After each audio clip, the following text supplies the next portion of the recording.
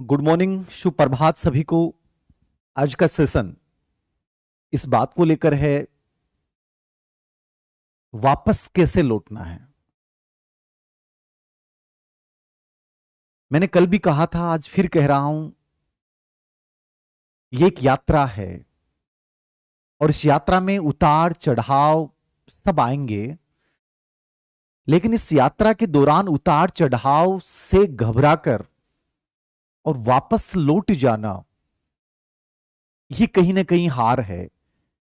10 minute चर्चा करूंगा सिर्फ उन बच्चों के लिए, क्योंकि सब आज किसी के इतने नंबर आ रहे हैं, किसी के इतने नंबर आ रहे हैं।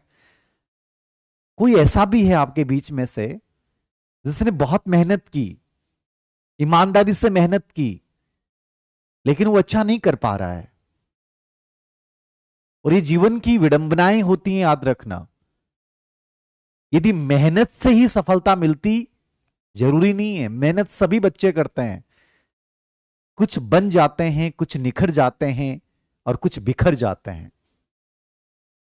याद रखना, हर चीज जो बनती है वो लाइफ में एक बार बिखरती जरूर है। हम सब तैयारी करते हैं, सब मेहनत करते हैं, अलग अलग स्रोतों से कर लेते हैं, अलग अलग टीचर से कर लेते हैं। लेकिन इसका मतलब ये नहीं कि कोई कमजोर है, कोई बहुत मजबूत है। सबसे बड़ी बात मैं जहां तक समझता हूं, उन बच्चों के लिए बड़ी संख्या एक हो सकती है जो रिट पात्रता परीक्षा उत्तीर्ण नहीं कर पा रहे हैं। उनके इतने मैसेज, इतने कॉल मेरे पास आए कि सर, लोग और हमारे खुद के घर वाले कह रहे हैं कि जब तुम रिट ही पास नहीं कर पाए तो आगे क्या भविष्य है तुम्हारा। मैं उन बच्चों के लिए कहना चाहूंगा, जिंदगी में हमेशा बड़ा उन्होंने ही किया है जिन्होंने साधारण और छोटी सी चीजों में असफलता अर्जित की है।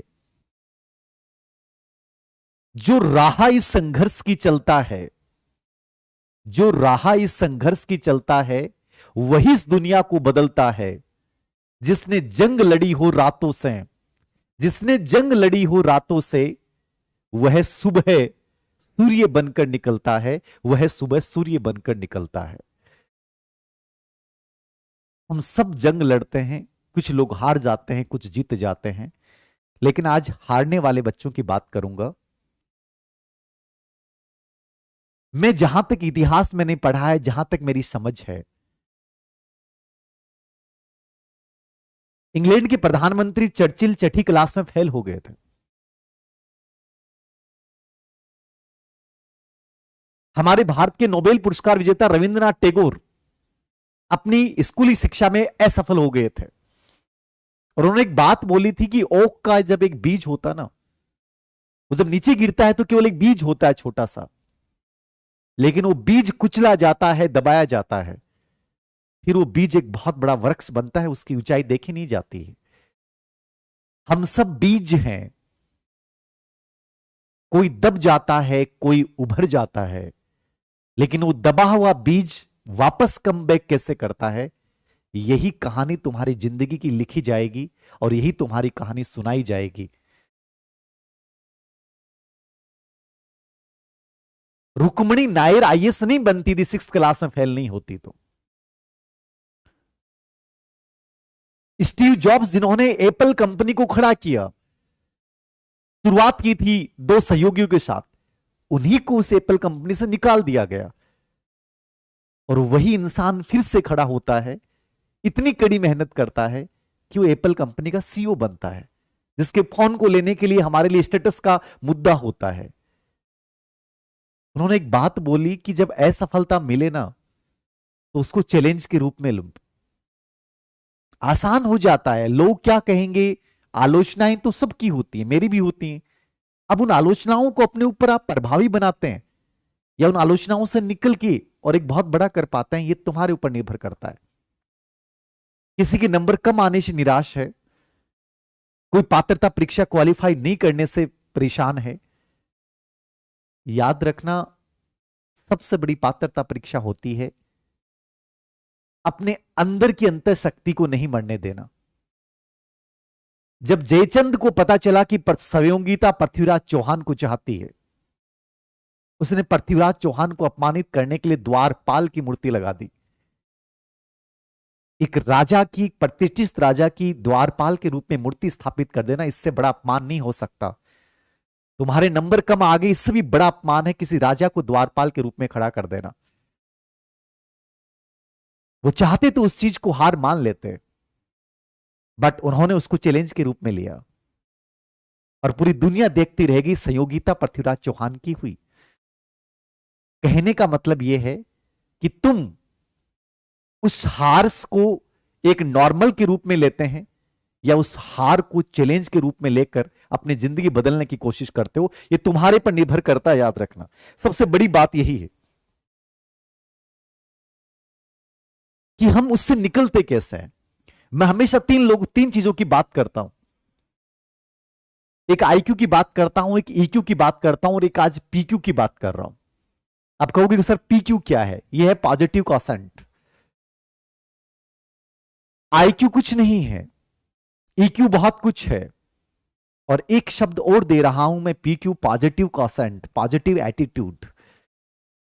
चारों तरफ से परिस्थितियां हमारे पास आती हैं, उन सब का अपना एक दृष्टिकोण होता है। हर इंसान जो अपनी बात कहता है वो हर एक दृष्टिकोण लेके आएगा, लेकिन तुम उस दृष्टिकोण में से क्या पहचानते हो, तुम्हारे पर निर्भर करता है। जब सुबह गुलाब का फूल निखरता है ना, वो सबको अच्छा लगता है। जब आदमी सफल होता है ना, वो सबको अच्छा लगता है। जब गुलाब का फूल खिल रहा है, सबको बहुत सुंदर लग रहा है, लेकिन शाम तक आते आते वो गुलाब का फूल मुरझा जाता है। तो क्या गुलाब की वैल्यू नहीं है? वो खिला था तब सबको पसंद था, और जब वो मुरझाया तो किसी को पसंद नहीं आया। तो इसका मतलब यह है कि घर से गुलाब के फूल हटा दो और मार्केट में जाओ और कागज के फूल ले आओ, वो कभी नहीं मुरझाते। वो कागज के फूल गतिहीनता है, वो बनावटीपन है। अपने आप में नकलीपन मत लेके आओ। बनना है गुलाब का फूल ही बनना है।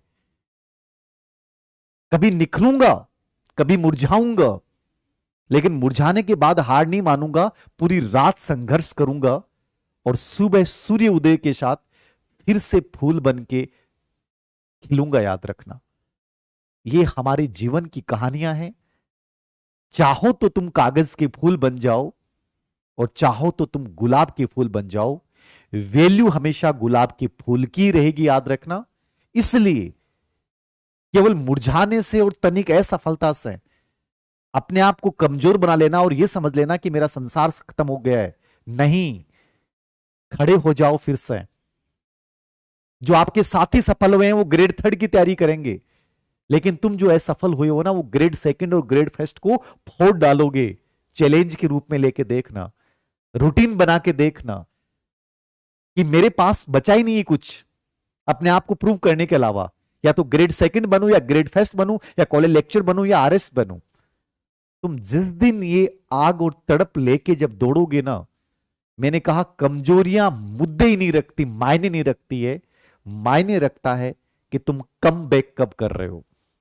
और ये कम बैक करना ही इंसान को श्रेष्ठ बनाता है, क्योंकि यदि इंसान कम बैक नहीं करता तो हम रतन टाटा की सफलता की कहानी नहीं पढ़ते, हम धर्मपाल गुलाटी की एमडीएच मसाले की कहानी नहीं पढ़ते, हम बिल गेट्स को कभी नहीं पढ़ते, हम थॉमस एल्वा एडिशन को कभी नहीं पढ़ते, हम आइंस्टीन की जिंदगी की कहानी नहीं पढ़ते। वो आइंस्टीन जो 9 साल तक बोल नहीं पा रहा था, उसने इतिहास रच दिया।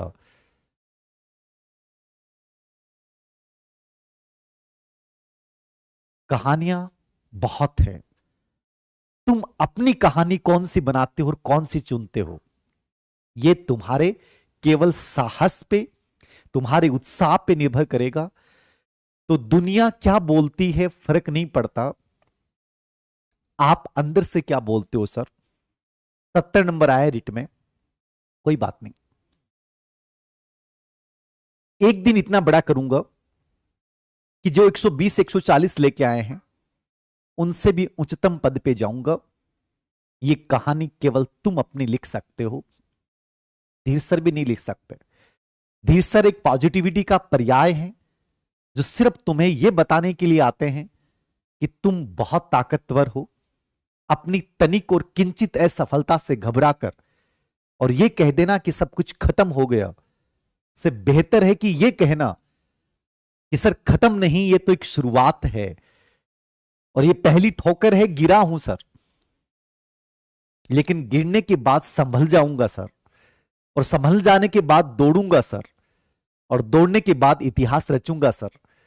और ये कहानी सर एक दिन आपके यूट्यूब चैनल पे सुनाई जाएगी मेरी, कि एक असफल बच्चा जो रिट पात्रता परीक्षा में असफल हुआ है, नंबर कम आए, वो ग्रेड फर्स्ट की कहानी, सफलता की कहानी इबारत लिख चुका है।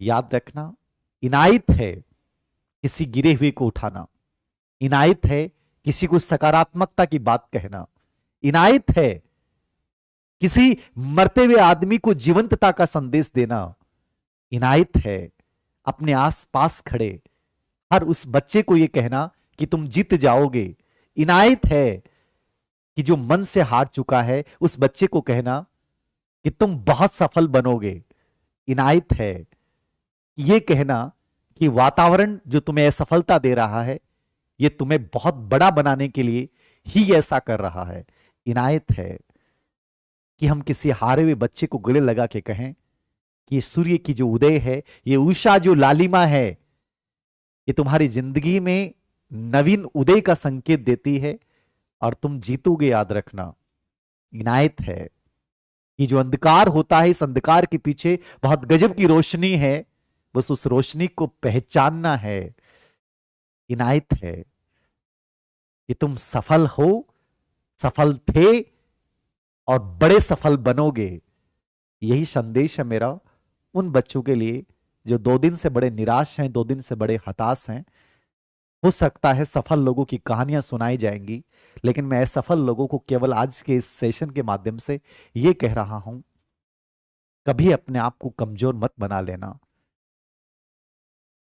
तुम जीतने के लिए बने हो, जीत जाओगे। बस एक बार और अच्छे से उत्साह के साथ खड़े हो जाना। ये कहानी हमें लिखनी है, सिर्फ हमें लिखनी है, और लिख डालेंगे, याद रखना।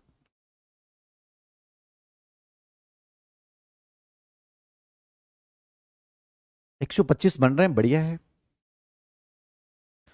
सभी को गुड मॉर्निंग।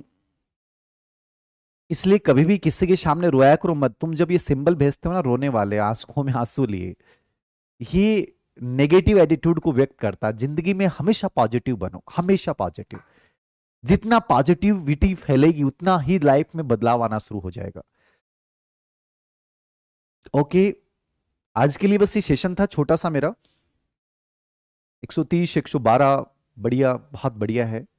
ठीक है, थैंक यू वेरी मच। अब इस रीट से बाहर निकल जाओ, आंसर कीज को लेकर विवादों से बच जाओ। कौन क्या जारी कर रहा है, बस अपनी किताबों को उठाओ। बेटर यह है कि रोने से बेटर, किसी की बातें सुनने से बेटर, फालतू का सोशल मीडिया पे समय बिताने से बेटर यह है कि चैलेंज के रूप में लेकर और कम बैक करना, यह सबसे बड़ा मुद्दा है। और कम बैक करना सीखो, हमेशा सीखो। याद रखना, ये जितनी कम बैक करने की ताकत तुम्हारे अंदर होगी ना, उतना बड़ा कर पाओगे। मेरी राय यही है, सीधी सी राय है। उन किताबों को, बेटर किताबों को, अच्छी किताबों को, हिंदी ग्रंथ अकादमी किताबों को, एनसीईआरटी किताबों को चुन लीजिए और इतिहास रचिए। Thank you very much. जय हिंद, जय भारत, वंदे मातरम।